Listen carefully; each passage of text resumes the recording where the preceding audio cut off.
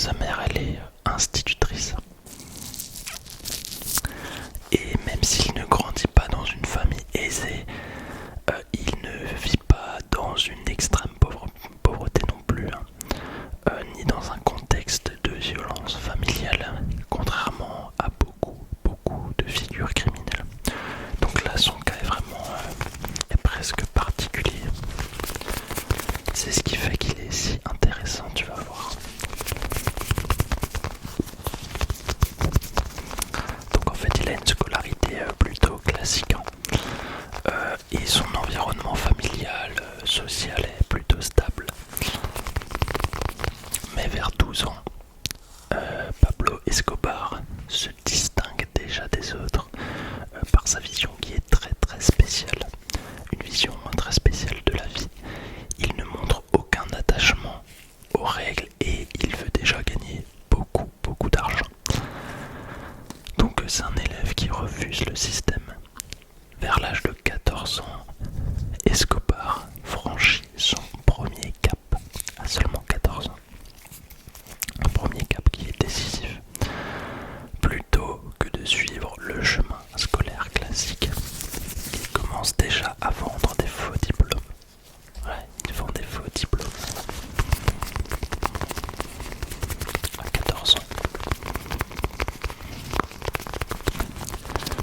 Et il va pas s'arrêter là, bien évidemment, parce qu'il se tourne ensuite vers la contrebande de cigarettes. C'est un trafic qui est très répandu dans la région à cette époque, hein, dans la région de Medellín, parce qu'en fait cette ville, elle a été un levier pour son ascension dans la criminalité. Dans les années 1960, Medellín, c'est une ville en pleine transformation. Donc elle évolue, elle a une croissance rapide. Mais derrière ce développement, il y a les inégalités qui explosent et on peut le voir parce que à mesure que la ville s'étend, il y a des quartiers entiers qui apparaissent sur les collines et en fait ce sont limite des bidonvilles quoi. On les appelle les comunas qui sont construits sans organisation, sans participation de l'État. Donc ça ressemble un petit peu à des favelas en fait. Et tu te doutes bien que dans ces zones-là, les services publics ils sont quasi inexistants. Et c'est pareil pour les opportunités du coup.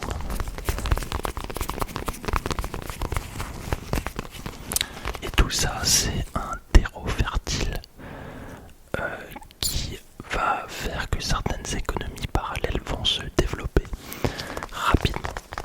Et pour beaucoup de jeunes comme Pablo Escobar, ça va être le cas. Donc, c'est un environnement fertile où les règles officielles comptent beaucoup moins.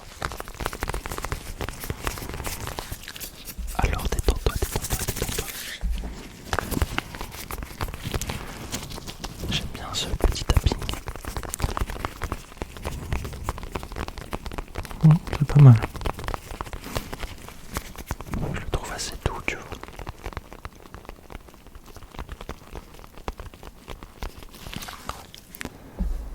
Donc tu vois la première, on va dire, le premier élément qui va pousser Pablo à devenir un criminel, c'est bon, sa façon de penser, mais c'est aussi Medellín, la ville où il a grandi.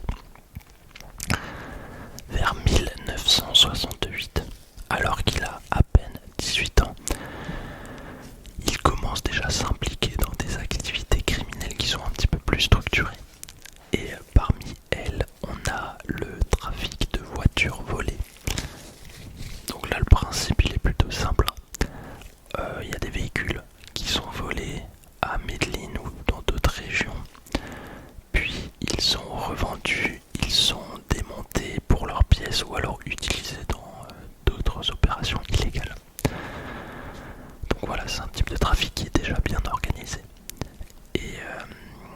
et qui nécessite déjà des contacts. Mais pas seulement, il faut de la logistique, il faut de la discrétion, etc. Donc on voit que c'est structuré quoi.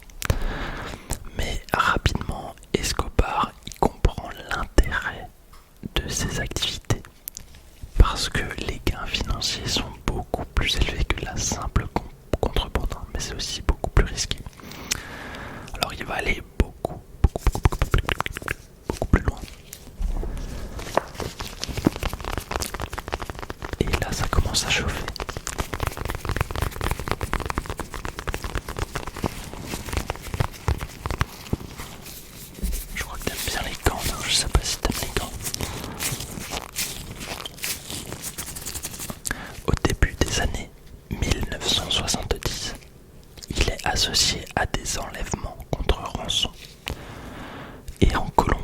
Mais c'est vrai que c'est une pratique qui est présente à cette époque. Donc, il cible des personnes qui ont une certaine situation financière, il les kidnappe et après il les exige une rançon, une somme d'argent en échange de leur libération.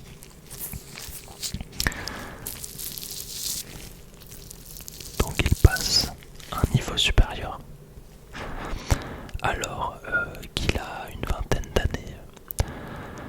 Et c'est d'ailleurs à cette période qu'il construit ses premiers vrais contacts dans le milieu criminel de Medellín.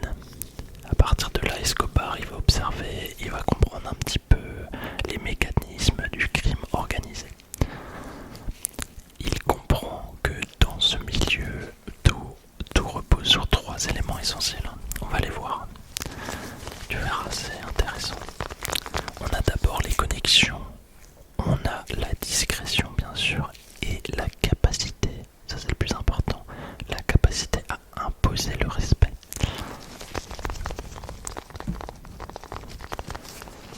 La capacité à imposer le respect. Mais à cette période-là, pour le moment, il reste encore en arrière-plan. Il n'est pas encore une figure centrale, mais il apprend vite, il observe, il s'entoure. Il prend des risques très calculés. Voilà, il se fait un petit nom. Il se fait un nom localement.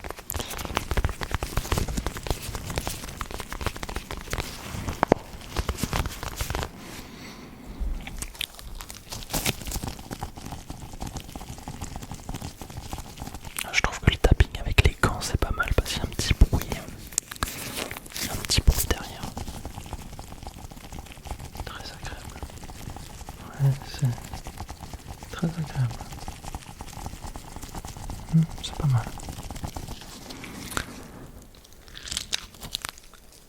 Vers 1972 et 1973, un nouveau trafic commence à émerger en Colombie.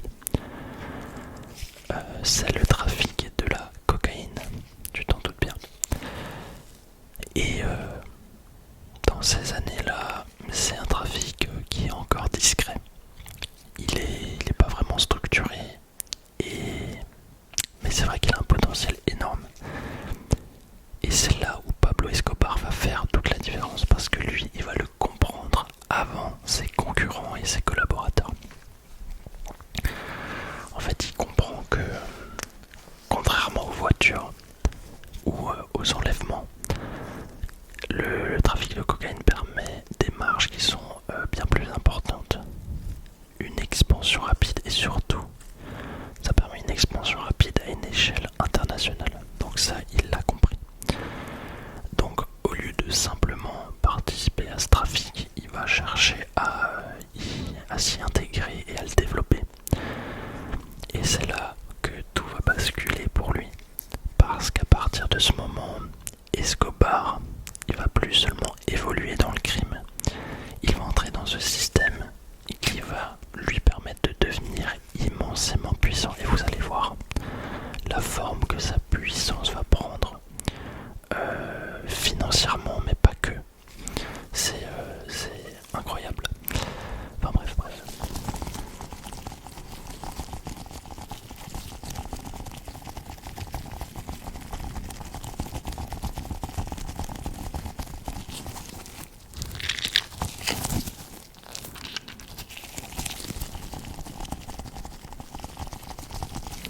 Détends-toi, détends-toi, détends-toi.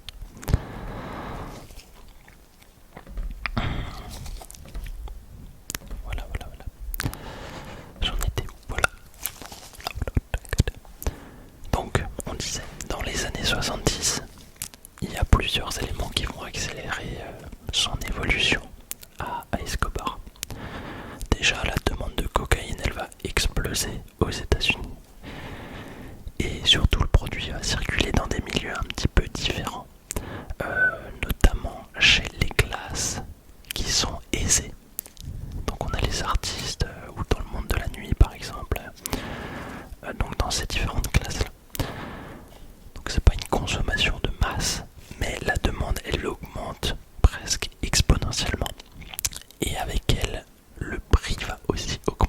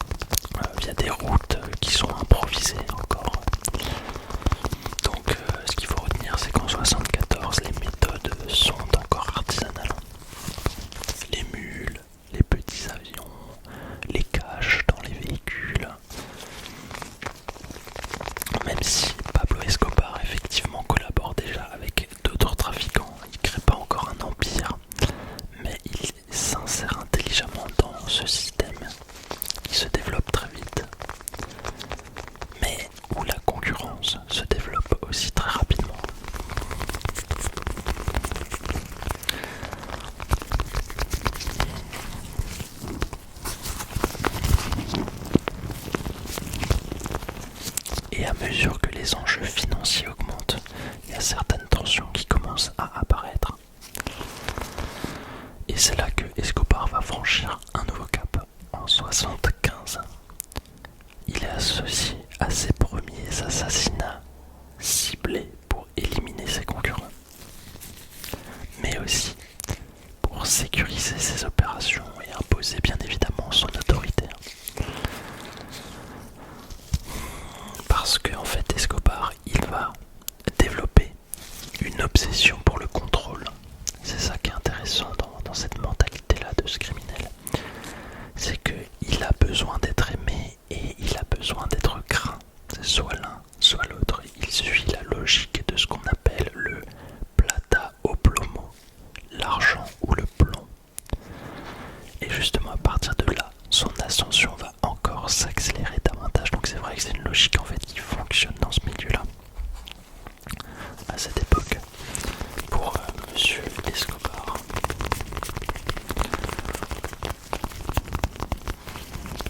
J'ai même pas vu la série, je vous parle de ça, je n'ai pas vu la série. En fait à la base c'est pas un sujet qui m'intéresse, mais en fait en apprenant des choses je kiffe quoi, c'est ça qui est fou. C'est ça qui est dingue. En fait je peux m'intéresser à tout je crois.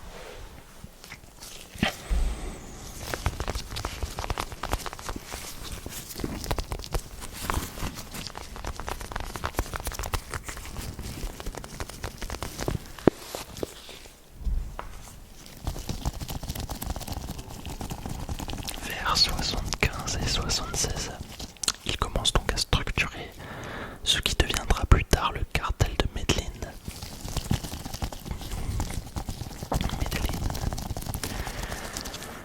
Et contrairement à ce qu'on pourrait croire, en fait il crée pas tout ça seul, hein. Il s'appuie sur des alliances avec d'autres trafiquants importants de la région bien sûr.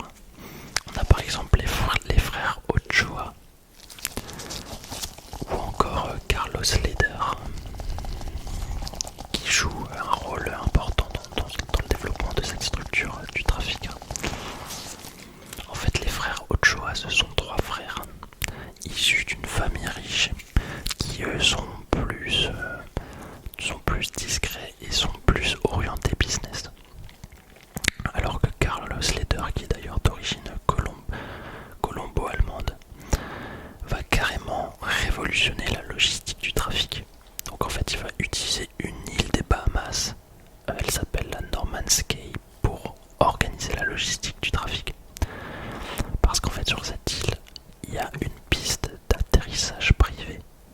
Donc ils vont organiser un système de rotation d'avions. Et grâce à ça, la cocaïne, elle est transportée en masse vers la Floride. Donc là, le trafic, il passe à une échelle carrément industrielle grâce à lui. Plutôt à cause de lui, pardon.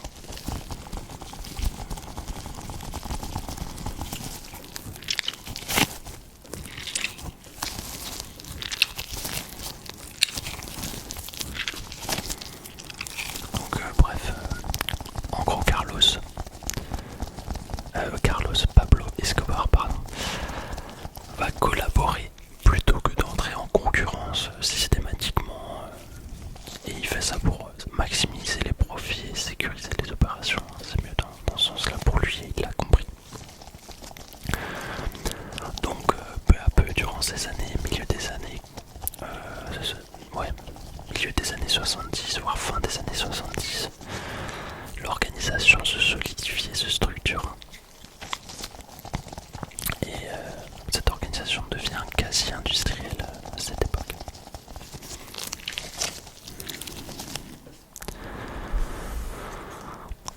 À partir de 1977 environ, les routes vers les États-Unis se multiplient.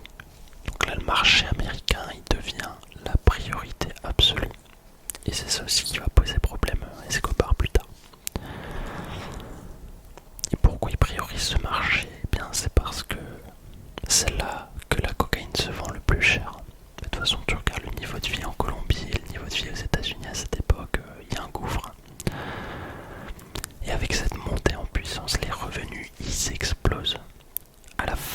70, Escobar il devient déjà multimillionnaire.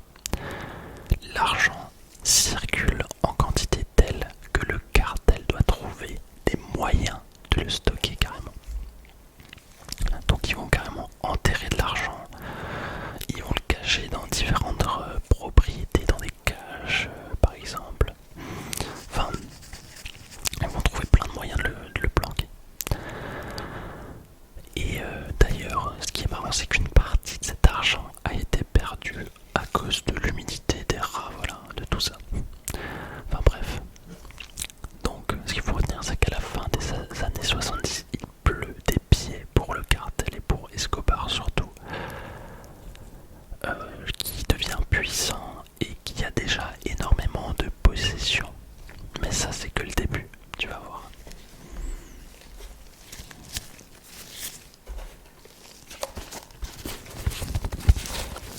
Ça, je sais que tu kiffes ça.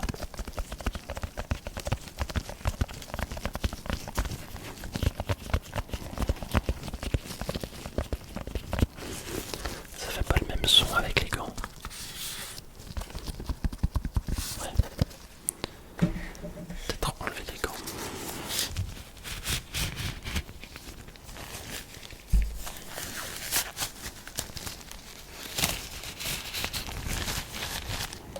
Je pense que le tapping sera meilleur là-dessus sans les gants. On va essayer.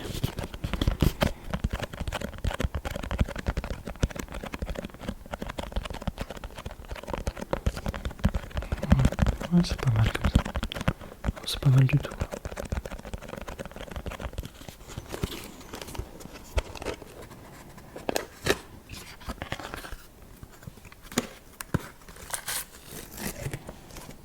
Ah, ce déclencheur, je le kiffe trop. Je suis désolé, je le sors quasi à chaque vidéo, mais écoute ça.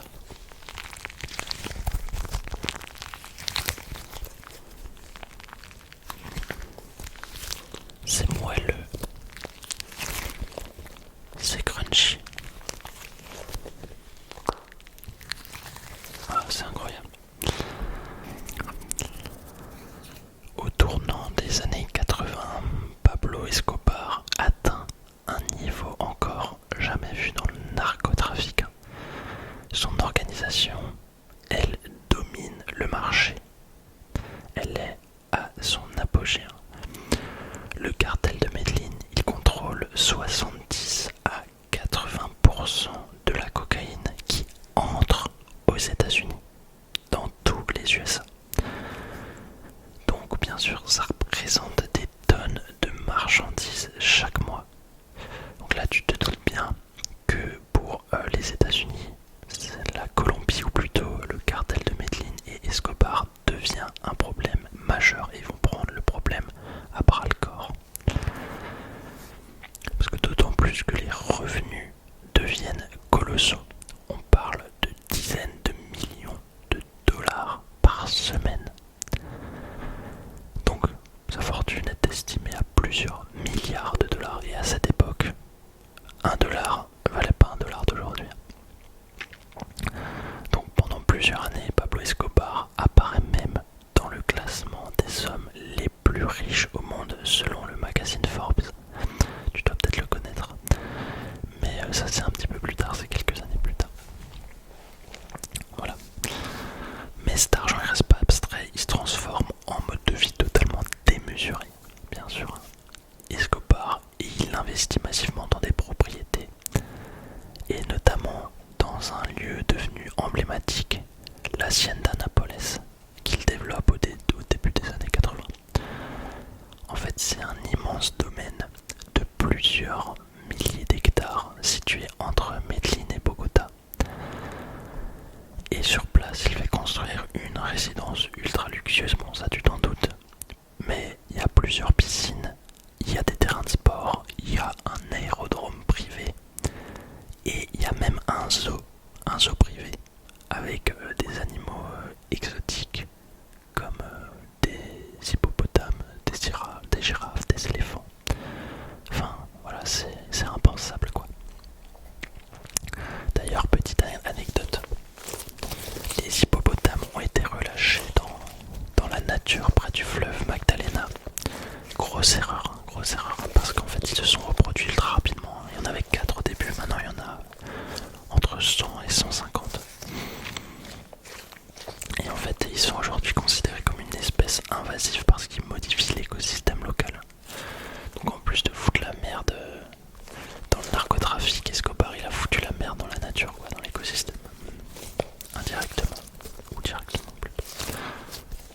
Bref.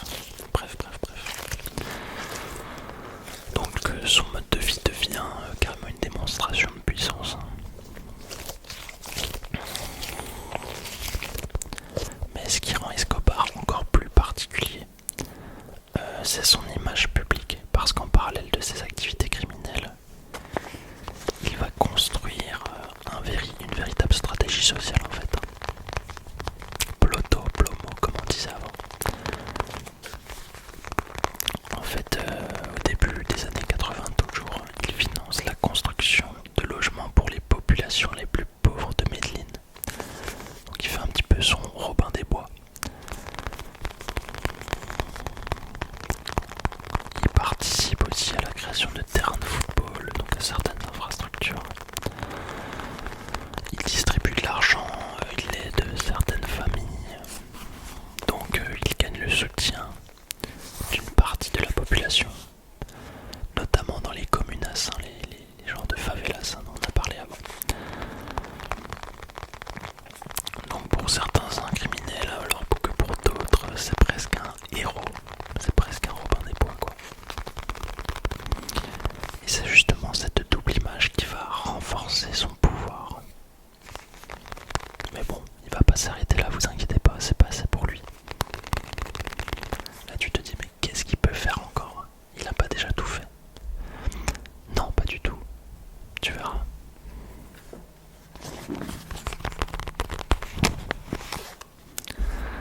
En 1982, accroche-toi bien, il entre en politique. Il rejoint un mouvement lié au Parti libéral colombien et il devient suppléant à la Chambre des représentants, donc, qui est le Congrès colombien. En gros, ça lui permet de remplacer officiellement le député titulaire de la Chambre en cas d'absence ou d'empêchement.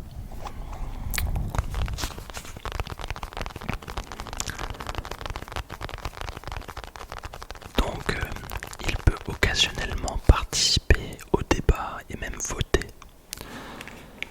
C'est assez surprenant, ouais, effectivement.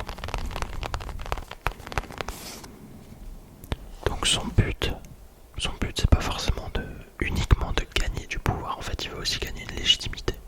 Voilà. Ça c'est surtout pour, on va dire, se protéger juridiquement, je pense qu'il a fait ça. Mais pour son image aussi. Donc à partir de là il va soigner un petit peu son apparence, il va utiliser des costumes, il va faire des discours, il va prendre des engagements publics. Voilà, il en parle du plus gros narcotrafiquant du monde, quoi. En fait il se présente comme un homme proche du peuple et qui est engagé pour les plus défavorisés.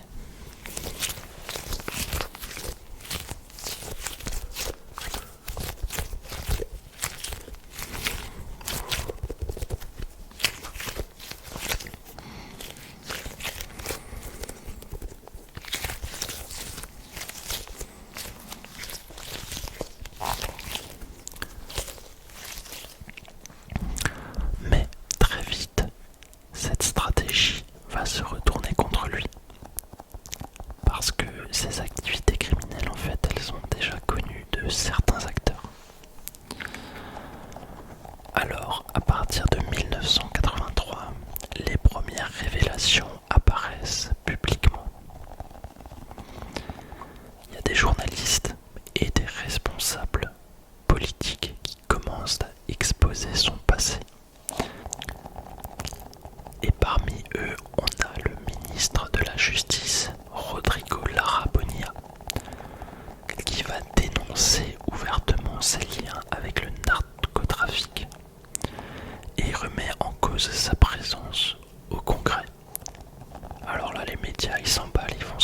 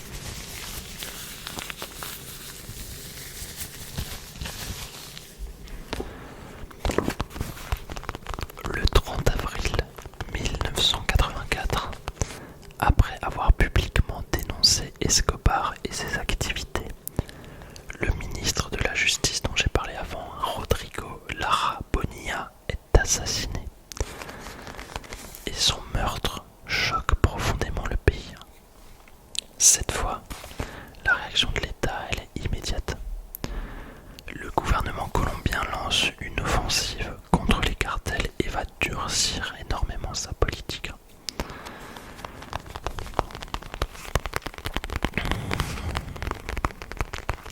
Et là, une mesure devient centrale, c'est l'extradition vers les États-Unis. Parce que pour Pablo Escobar, ça c'est la menace principale. Les États-Unis, ils salivent de récupérer Escobar parce qu'ils foutent la merde dans leur pays. Alors s'il est jugé là-bas, Escobar, il perdra tout ce qui fait sa force en Colombie, son réseau, son influence, sa capacité à corrompre, parce que ça on en a très peu parlé, mais il corrompt énormément toutes sortes de personnes. Donc s'il est extradé aux États-Unis, il ne contrôlerait plus rien en fait, il ne serait plus rien. Et c'est à ce moment-là qu'il formule une phrase qui résume parfaitement sa stratégie qui est connue, c'est plutôt une tombe en Colombie qu'une prison aux États-Unis. Et à partir de là, beaucoup de choses vont encore changer. Parce que jusqu'ici, il cherchait encore à être accepté, à se donner une bonne image, une image respectable. Mais maintenant, il abandonne complètement cette approche. Et il cherche plus à convaincre qui que ce soit. Il veut juste imposer sa volonté par tous les moyens possibles. Et il va mettre en place une stratégie basée sur la violence et sur la corruption.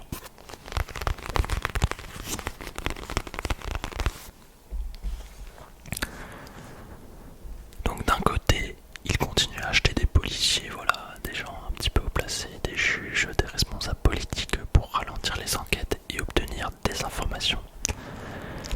Et de l'autre côté, il élimine systématiquement ceux qui refusent de coopérer. Et là on parle de gens importants, magistrats, des policiers haut placés, des journalistes qui deviennent tous des cibles pour Pablo Escobar et le cartel de Medellín.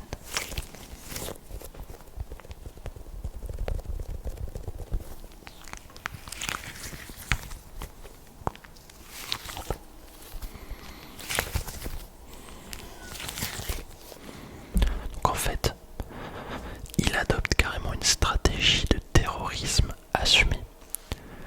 Parce qu'à côté des assassinats ciblés, il va aussi programmer des attentats à la bombe dans des grandes villes ou des attaques contre des bâtiments publics. Et le plus fou, c'est que cette stratégie de terreur, elle fonctionne en partie. Dans certaines zones, l'État perd le contrôle. Mais l'élément le plus connu, plutôt l'événement le plus connu, se passe le 27 novembre 89. Parce que la violence, cette violence-là, elle atteint un niveau inédit, jamais vu. Un avion de ligne de la compagnie Avianca décolle de Bogota à destination de Cali, avec 107 personnes à bord.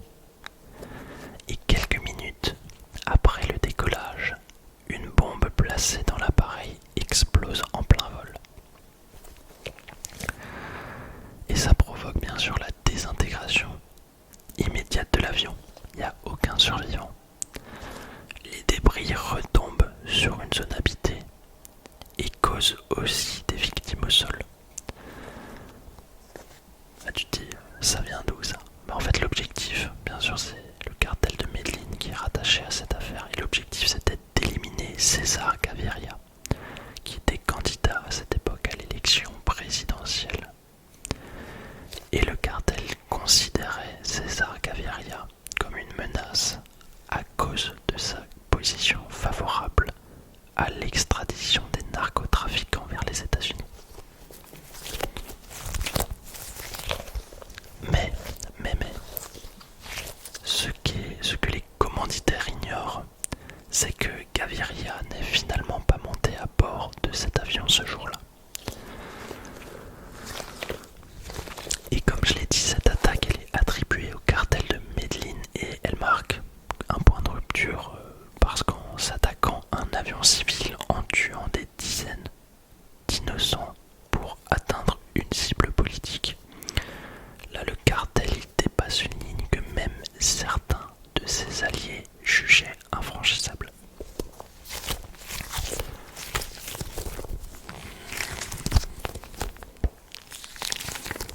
Et à partir de là, l'opinion publique bascule. En Colombie comme à l'international, la pression devient alors beaucoup plus forte pour le cartel de Medellín et Pablo Escobar.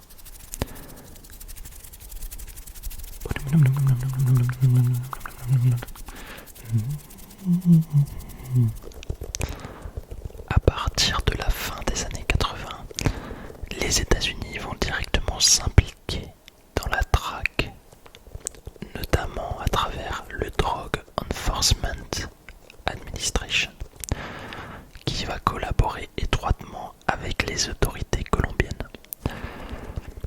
Donc sur le terrain, les moyens vont se renforcer.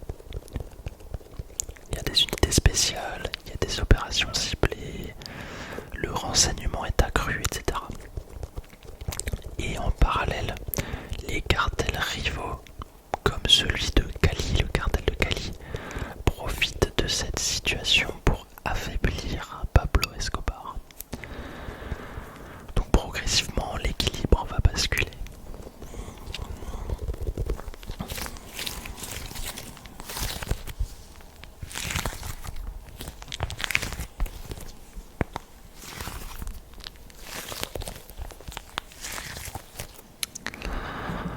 En fait là, Escobar il est isolé, il est sous pression militaire et politique constante. Donc il va perdre une partie de ses soutiens. Alors, au début des années 90, il va choisir de négocier. En 91, il conclut un accord avec l'État colombien. En échange de sa reddition, il obtient la garantie de ne pas être extradé vers les États-Unis. Mais cette reddition, elle est un peu particulière parce qu'en fait Escobar ne se rend pas dans une prison classique. Il fait construire lui-même son lieu de détention, connu sous le nom de la cathédrale, situé sur les hauteurs de Medellín en plus. Donc sur le papier il est emprisonné, mais dans la réalité la situation elle est vraiment différente. Ça me fait un petit peu penser à ce qu'a vécu Epstein sur son emprisonnement. Mais ça, j'ai justement fait une vidéo là-dessus, je te la mettrai en fin de vidéo.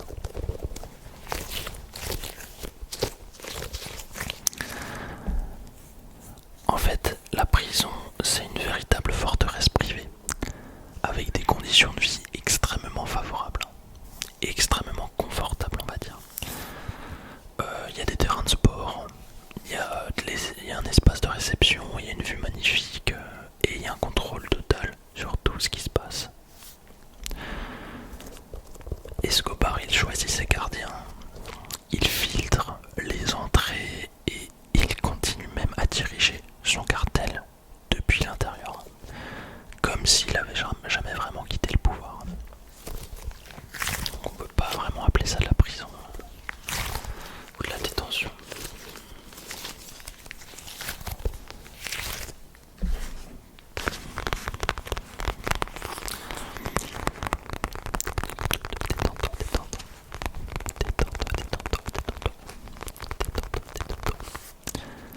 Cette illusion de contrôle, elle va progressivement se fissurer.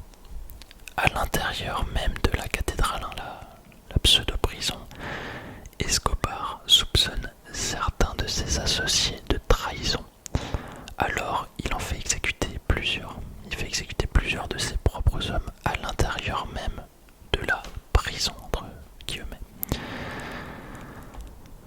Mais ça va aussi tout faire basculer parce que avec cet événement, ou plutôt ces événements, les autorités comprennent qu'il ne s'agit pas d'une détention à proprement parler, mais qu'il s'agit d'un territoire qu'ils contrôlent encore. Et en 92, la situation situation, elle devient intenable pour le gouvernement colombien. Donc les autorités décident de le transférer vers une prison militaire classique pour qu'il puisse reprendre le contrôle. Mais au moment où l'opération de transfert est sur le point d'être lancée, Escobar est prévenu. Il parvient à s'échapper en profitant de la configuration du lieu et avec l'aide de ses complices. Ça, je crois que c'est dans la série, il me semble. J'ai déjà vu des passages, il me semble. Je sais pas. Mais dites-moi si je dois la regarder ou pas, parce que c'est pas trop mon genre de truc. Enfin, après j'ai kiffé Breaking Bad. Mais je sais pas si je vais aimer Pablo Escobar, la série. Après c'est un classique aussi, non? Enfin c'est quelque chose quand même de très connu, donc je vais voir. Enfin bref, à partir de là, ça devient l'homme le plus recherché du pays. Le gouvernement va alors mettre en place une unité spéciale, la Search Block, composée de forces d'élite et qui est, c'est assez étonnant, mais elle est entièrement dédiée à la capture de cet homme. Donc c'est assez étonnant. Une unité entière d'élite, entièrement dédiée à une personne. Et d'ailleurs cette unité, elle bénéficie d'un soutien qui est assez important des États-Unis, pardon.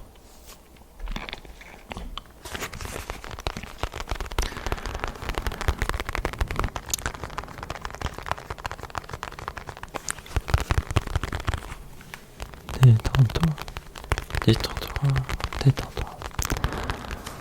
En parallèle, le groupe paramilitaire nommé Los Pepes, ce qui signifie personne persécutée par Pablo Escobar, va regrouper des ennemis du cartel, d'anciens alliés des membres liés au cartel de Cali, pour s'en prendre directement aux proches, aux associés et au soutien de Pablo Escobar. Donc à cause de tous ces événements-là, Pablo Escobar va perdre peu à peu son réseau. Il est isolé et il est contraint de se cacher en permanence, c'est plus du tout l'homme qu'il était avant.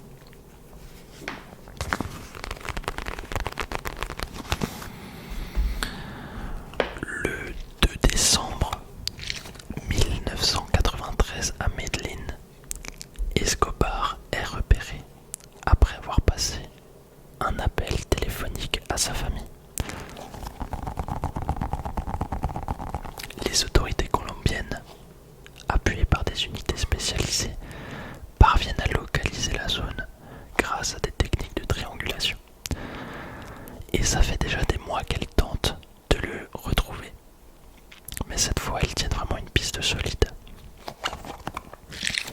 Donc l'unité d'élite appelée Bloc de Busqueda encercle le quartier où il se cache. Puis il lance l'assaut. Pablo Escobar tente de fuir par les toits, accompagné de ses gardes du corps. Il essaie d'échapper aux forces de l'ordre en se déplaçant de maison en maison, comme il l'a déjà fait auparavant. Mais cette fois, il est coincé. Et là, il y a une fusillade qui éclate.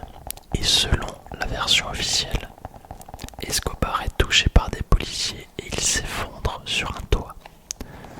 Il meurt sur place le 2 décembre 1993, un jour après son 44e anniversaire.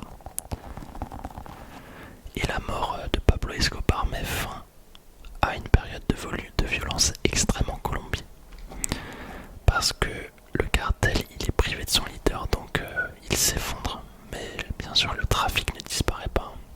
Il se réorganise autour du cartel de Cali notamment, qui est un peu plus discret, mais qui est plus structuré. Et lui disparaîtra aussi, ce cartel,